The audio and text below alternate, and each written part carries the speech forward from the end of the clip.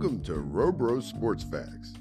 Every episode is packed with information put together by one of our newest podcasters on the scene, Rowan, aka Robro. Tune in weekly for a special guest where Robro asks specific questions about their career in addition to opinions of great sports events. Also, look out for the Player of the Week that comes from the LJ8 Sports YouTube Channel for card pack openings.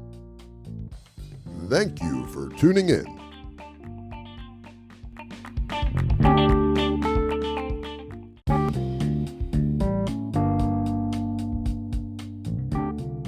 Today on WBOC Sports Facts, Rowan welcomes Zach Parnes, Sports Director of WBOC TV in Delmarva. WBOC TV 16 is Delmarva's news leader, broadcasting out of Salisbury, Maryland, and covering the Eastern Shore.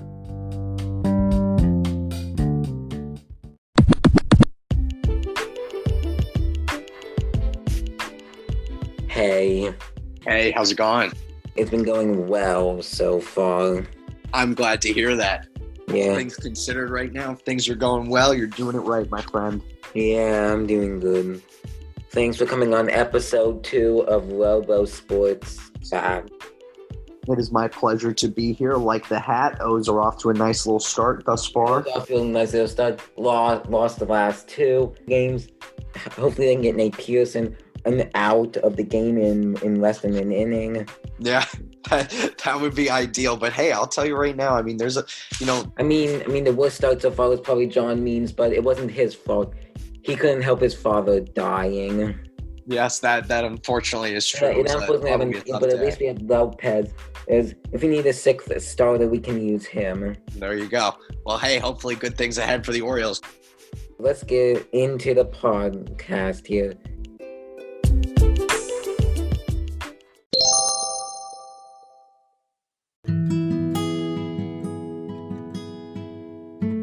Can you explain what you do? Yeah, sure. So I am the sports director over at WBOC TV. I'm also a news anchor as well, but I was hired for the purpose of doing sports. Obviously, with COVID, things are a little bit different.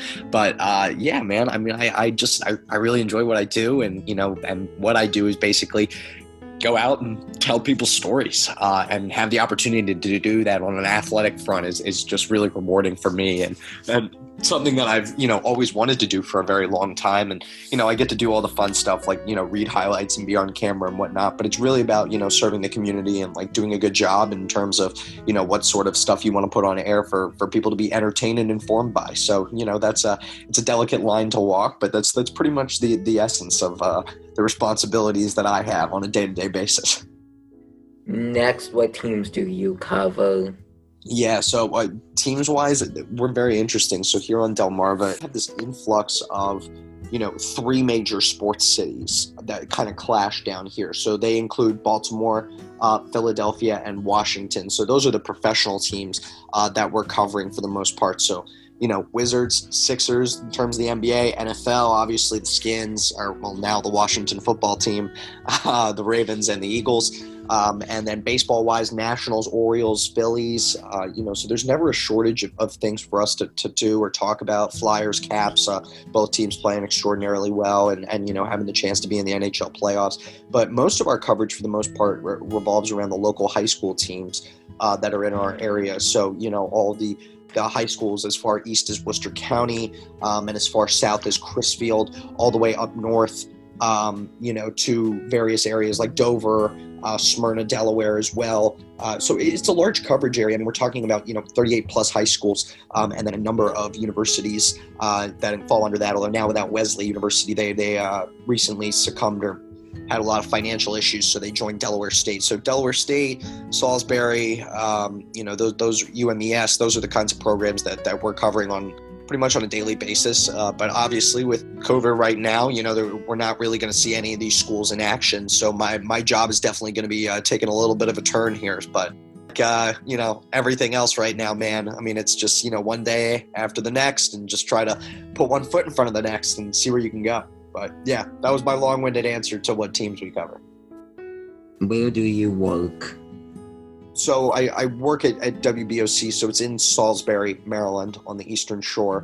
But I'm constantly traveling across the bridge to do work in Baltimore and DC. But then I also have these times where I end up in various locations in like Northern Delaware, Wilmington a couple of times for various Delaware sporting events. It's pretty much here exclusively on the Eastern Shore, though. Next, what is your favorite thing to cook? Yeah, man, I saw you figured out I have a big culinary interest. So yeah, I do like to cook a lot.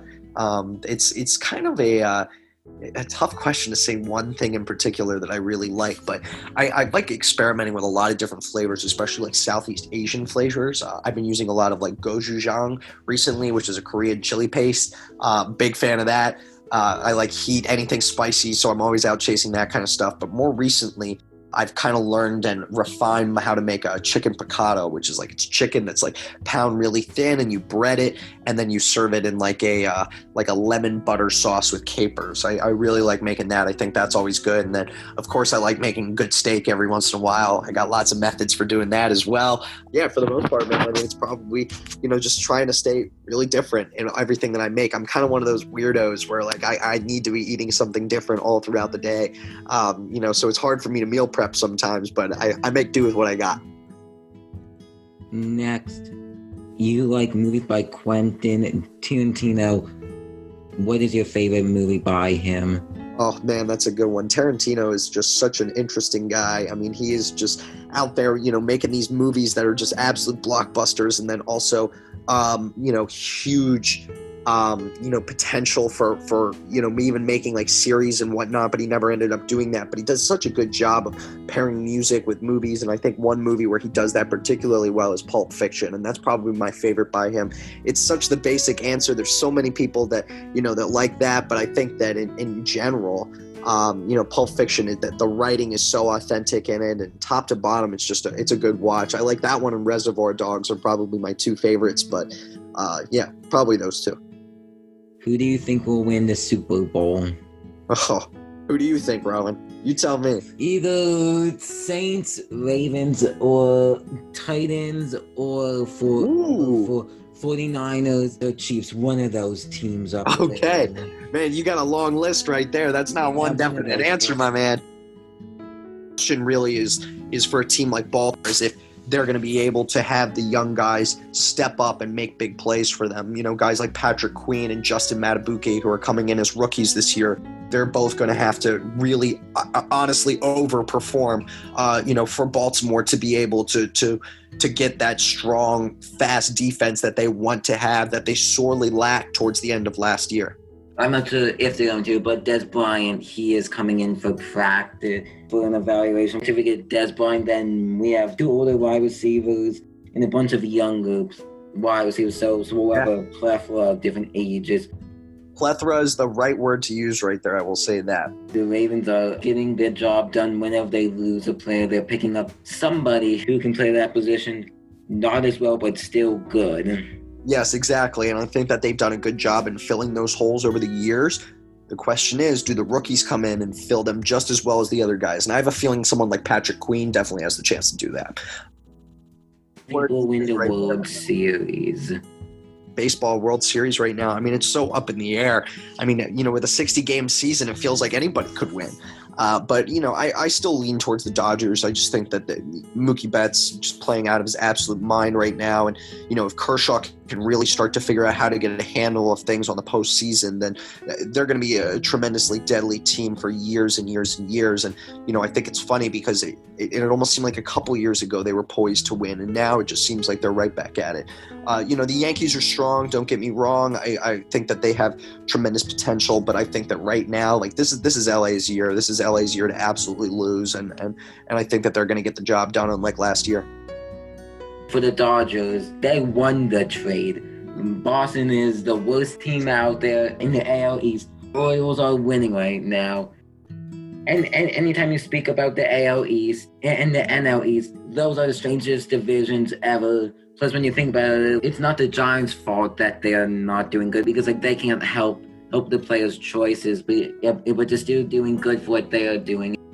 There are the Rockies, who are way better than I expected, and a team that I hope will make it to the playoffs too. Yeah, Absolutely. Well, I think that there's, like we said, that there's such an openness to this year because of how restructured the entire season is. But, I think that adds to the excitement and that helps baseball out right now in a time when, they went through so much adversity.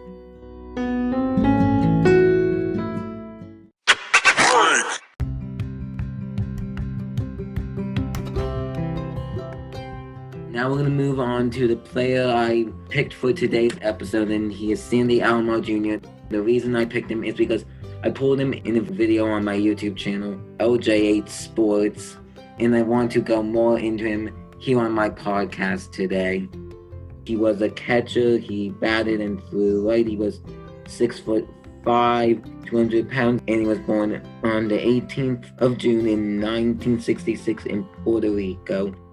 He had a 13.7 WAR, about 4,500 at-bats, 1,203 hits, 112 home runs, and a batting average of 273. Do you think getting 112 home runs is a good number of home runs for a catcher to get?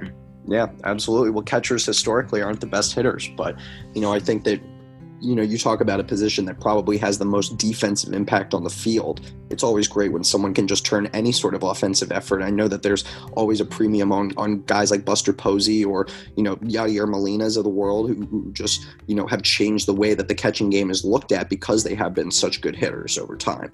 So, yeah, absolutely. Any number that can earn you a double-digit year career in the bigs is important, man. Absolutely.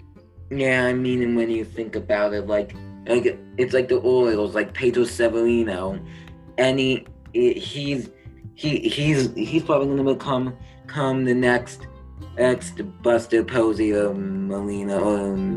It's a bold prediction, but I think he does have the potential. Still young enough in this career. Hopefully, he can move it along. I mean, and then we have Chance Sisco and Brian Holiday, which I think Chance Sisco will be another top one, and then if it Brian Holiday, he will be like the backup that comes in when needed, because the Orioles, they'll use anybody at DH show. So if they're catchers in catching, they're DHing their catcher. So teams have other players that any position that is good, and they don't want them fielding. They should have them batting. Batting is a big thing for players these days. Yeah, well, especially with the DH. I mean, just having the opportunity to pull a guy off of the field, so his responsibility basically only becomes the offensive side of the game.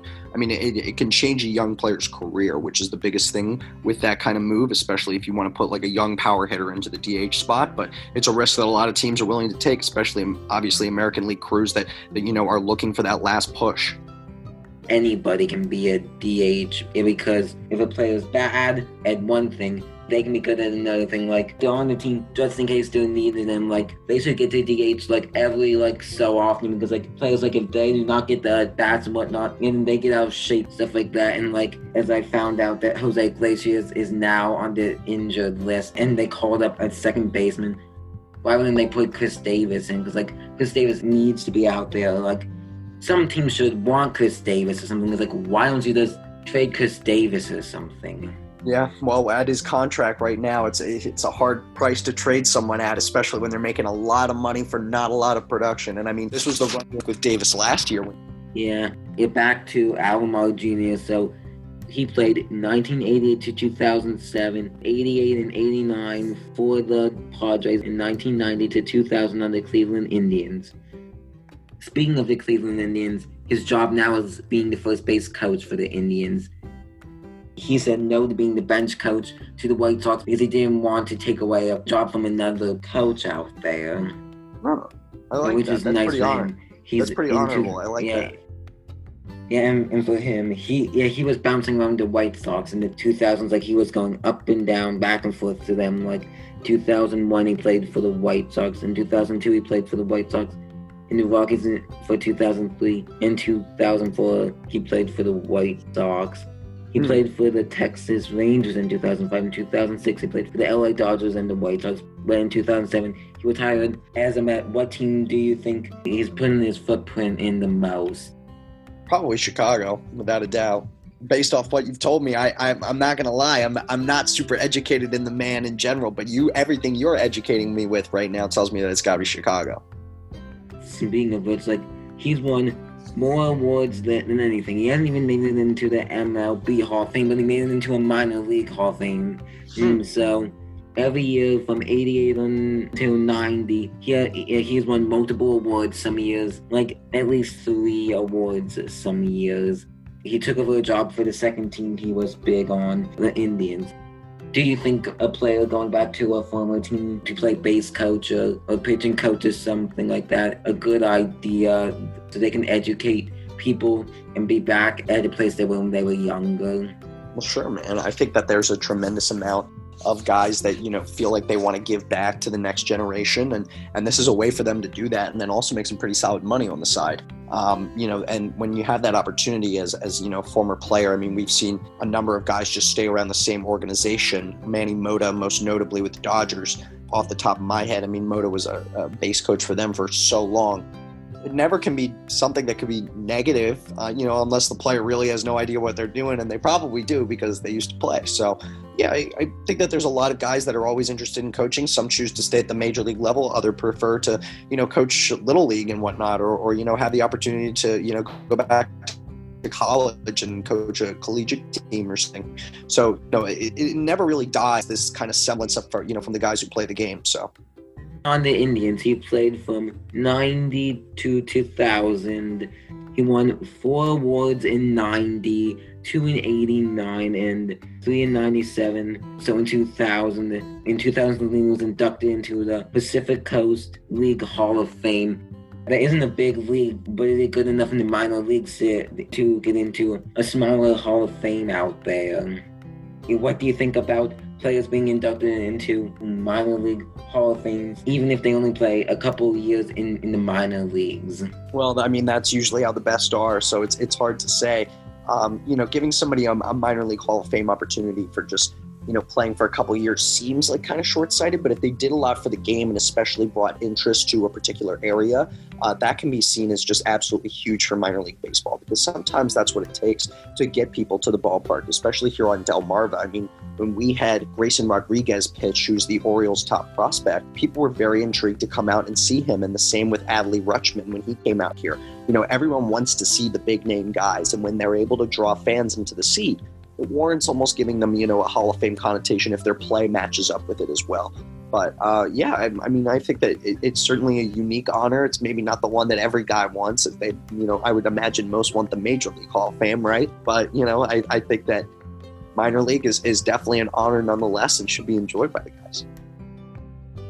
On the same note, in 1988, he won Pacific Coast League Most Valuable Player Award. He won Minor League Player of the Year Award, Baseball America, and that was in 89. He also won Pacific Coast Most Valuable Player of the Year again in 89, so 2 years in a row.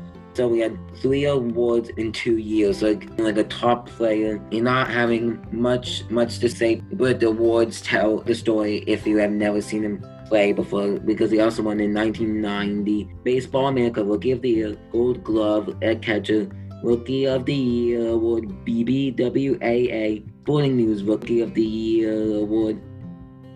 Which of the 4 awards do you think is the best to get as a rookie?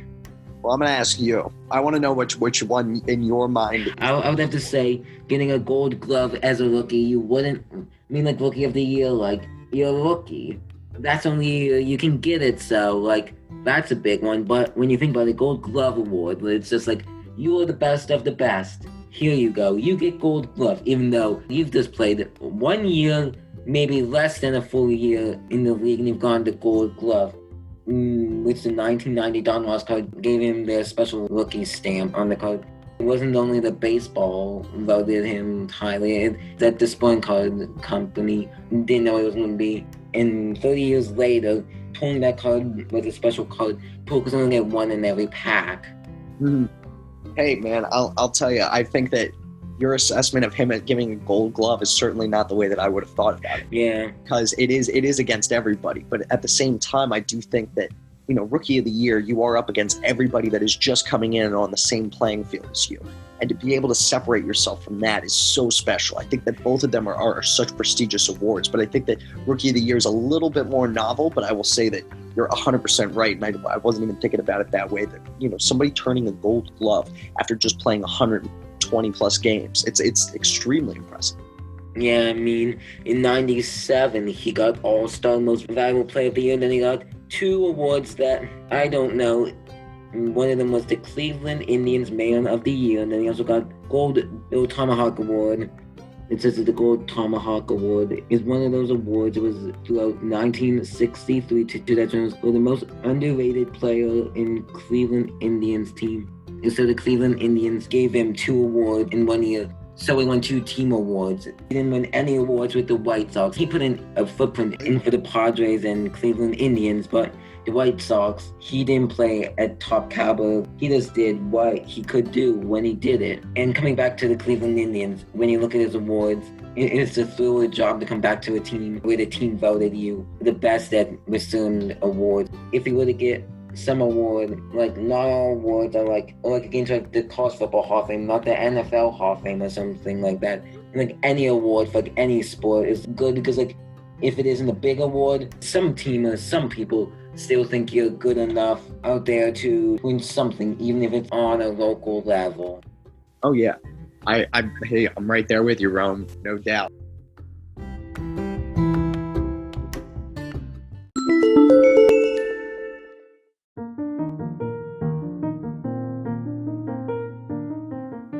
Something special in the year of 1915. Today, the Braves opened their field in Boston. They beat the Cardinals 3-1. It's a couple years before you and I were born. Yeah. And today's birthday shout goes to Andy Samberg from Brooklyn Nine-Nine. Yes, he's great. I love Yeah, first time ever hearing about him. I just found that out today.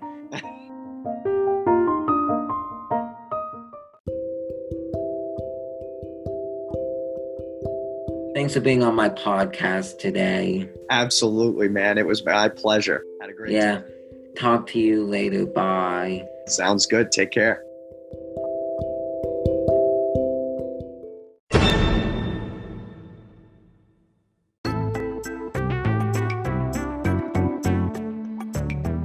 Robro Sports Facts would like to thank those who helped create the podcast and those that help put it on every week. Thank you to editor Shari, sound engineer John, executive producer Hannah. A special thank you to Zach Parnes. References for Sandy Alamar Jr. provided by BaseballAlmanac.com, BaseballReferences.com, and MajorLeagueBaseball.com. Thank you for tuning in.